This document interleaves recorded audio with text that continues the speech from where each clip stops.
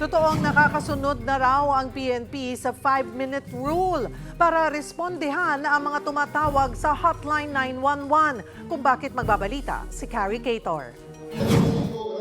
Simulation exercise para sa kanilang 911 emergency response, pero biglang may tumawag na nagpapasaklolo sa PNP Command Center sa Camp Crame mula sa Panabo, Davao del Norte. Ilang saglit lang, kita sa live feed na natuntun na ng mga pulis ang gusaling ito.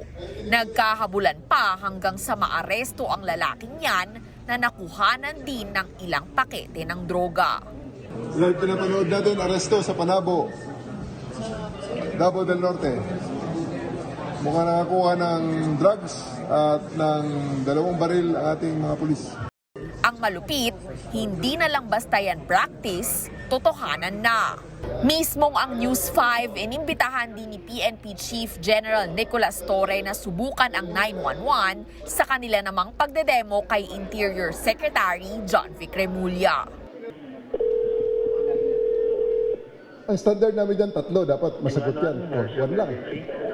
Matapos sagutin ang ating tawag sa command center, wala pang 2 minuto na i-turn over na sa Tarlac City kung saan kunwaring may banggaan sa Barangay San Miguel. Testing lang po ng 911 with Chief PNP Torre po. Ma'am, Tarlac City Police po ito, ma'am.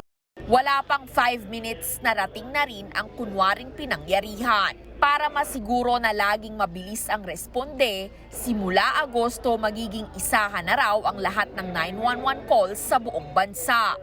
Magiging language sensitive na rin daw ang sistema. 11 major languages of the Philippines, o lahat yung kasama sa sistema natin. So kung tatawag ka galing Pampanga, Kapampangan ang sasagot sa'yo. Kung tatawag ka galing Ilocos, Ilocano ang sasagot. Kung galing Cebu, Bisaya ang sasagot sa'yo.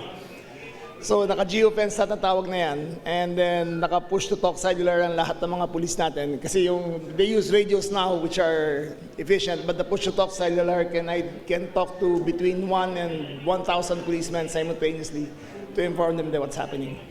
Mas maghihigpit na rin daw sila sa mga prank caller. Pwede raw silang magmulta at makulong. May geolocator kasi lahat ng tatawag eh. So kung tumawag ka at prank call ka, within 5 minutes mahuhuli ka rin.